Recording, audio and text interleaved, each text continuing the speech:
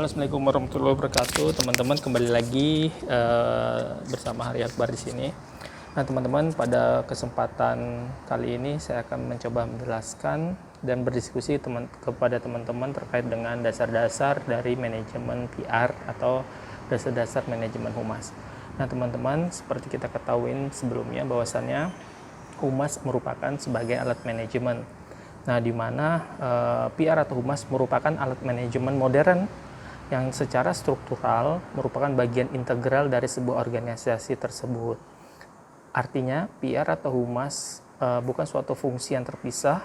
Nah, oleh karena itu, PR atau humas menjalankan fungsi komunikasi dua arah timbal balik antara organisasi atau lembaganya dengan publiknya.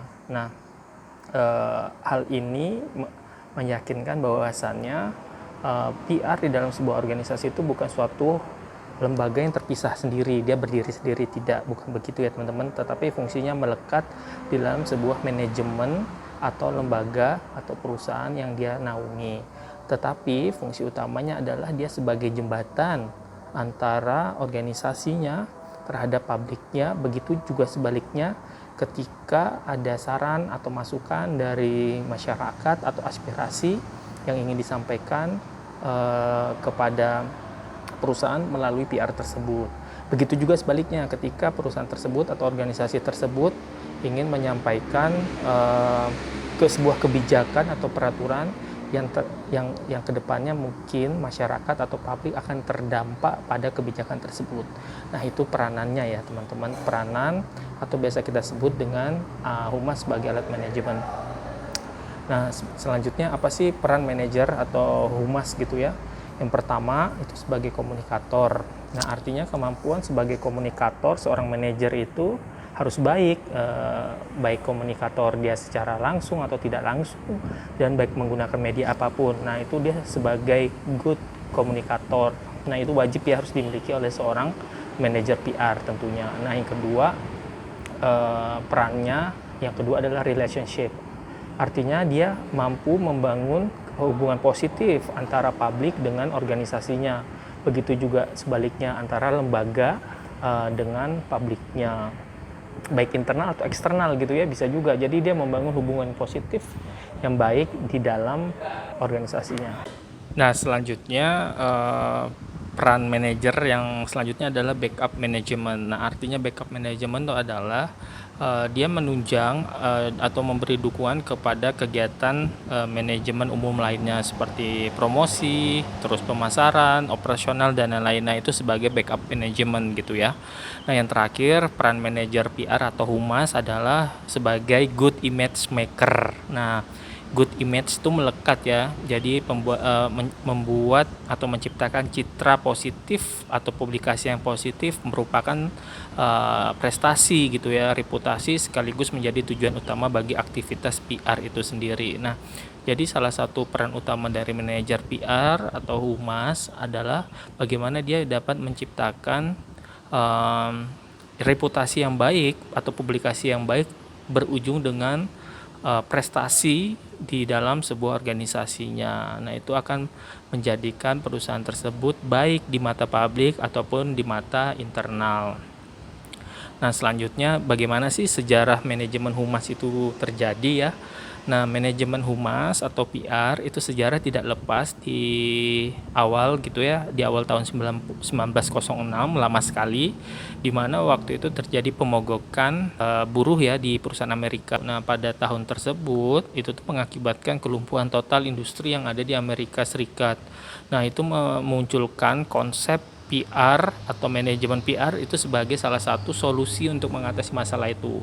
Nah, salah satu pencetus dari solusi tersebut adalah Bapak Ivili. Nah, di mana Bapak Ivili ini juga menjadi bisa disebut dengan Bapak PR dunia. Nah, di mana Bapak Ivili ini memberikan solusi terhadap masalah tersebut. Ada beberapa solusi yang diberikan. Yang pertama, menyarankan untuk membentuk manajemen humas, di mana manajemen humas tersebut nanti tugasnya adalah untuk mengatur arus informasi berita secara terbuka. Manajemen humas tersebut bekerja sama dengan pers ya.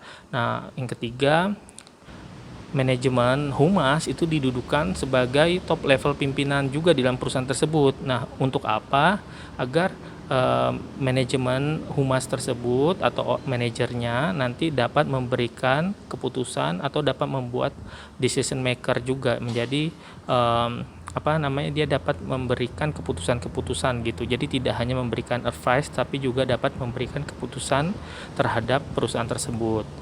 Nah, yang keempat, solusinya adalah mendapatkan wewenang penuh dalam proses manajemen. Artinya dia juga terlibat di dalam proses memutuskan suatu kebijakan gitu ya.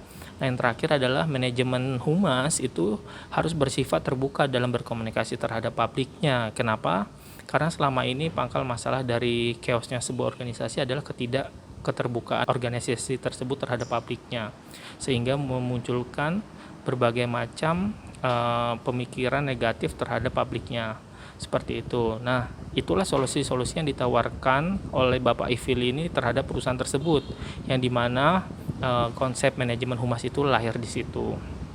Nah, itu juga menjadikan perusahaan tersebut selamat gitu ya teman-teman. Nah, selanjutnya apa sih faktor atau keberhasilan aktivitas dari PR itu sendiri? Nah, keberhasilan atau aktivitas PR itu sendiri dapat dilihat dari yang pertama, bagaimana perencanaan kerja dan komunikasi dari humas atau PR untuk mencapai tujuan utama. Ingat teman-teman, fungsi manajemen di dalam PR itu adalah untuk mencapai tujuan utama dari organisasi tersebut. Jadi akan sangat percuma ketika aktivitas PR atau kegiatan PR itu melaksanakan suatu hal yang bukan untuk mencapai tujuannya dari organisasi itu secara umumnya. Nah, itu yang pertama ya. Yang kedua, bagaimana peranan untuk pelaksanaannya dan menilai program kerja PR-nya gitu. Jadi keberhasilan aktivitas PR ketika dia mengetahui pelaksanaan dari kegiatan itu tersendiri gitu ya teman-teman.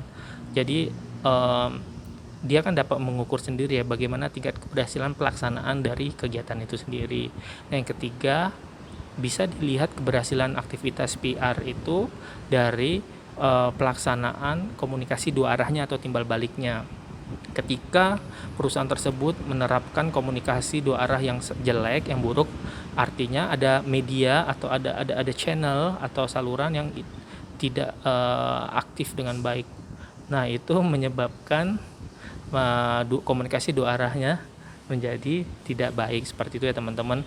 Yang terakhir adalah pengertian manajemen humas itu sendiri itu apa. Banyak definisi dari manajemen humas itu sendiri. Nah, rangkuman dari berbagai macam definisi ini yang saya akan sampaikan kepada teman-teman. Apa sih pengertian manajemen humas? Nah, pengertian manajemen humas atau PR adalah penelitian, perencanaan, pelaksanaan, dan pengevaluasian kegiatan komunikasi, di mana kegiatan tersebut itu disponsorin ya atau didukung oleh organisasi. Nah, apa sih kegiatannya? Kegiatan tersebut mulai dari pertemuan kelompok kecil hingga berkaitan dengan konferensi pers internasional. Mulai dari pembuatan brosur yang teknis banget itu hingga kampanye nasional melalui multimedia yang canggih. Nah, serta menangani kasus manajemen krisis. Artinya apa teman-teman? Arti dari definisi ini adalah fungsi dari manajemen humas itu atau aktivitas humas itu sangat kompleks, di mana dia memerankan fungsi supporting atau fungsi dukungan terhadap manajemen atau organisasi yang dia tempati. Seperti itu ya teman-teman.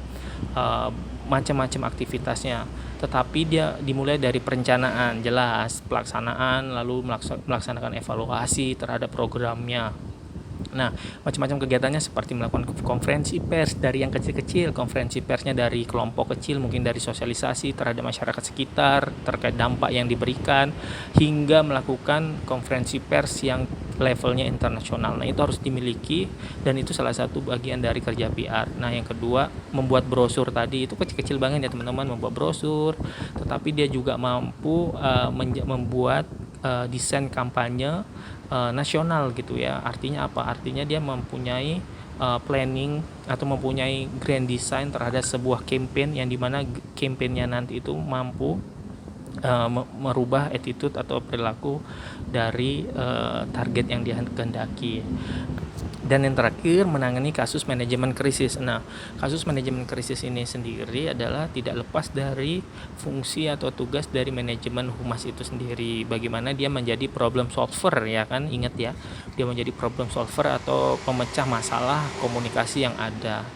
Nah, begitu video singkat hari ini teman-teman, semoga bermanfaat. Diskusi akan kita buka di forum diskusi e-learning unisajogja.ac.id. Sampai ketemu teman-teman, semoga video ini bermanfaat, semoga sehat lawan pandemik dengan pendidikan. Assalamualaikum warahmatullahi wabarakatuh. Ciao.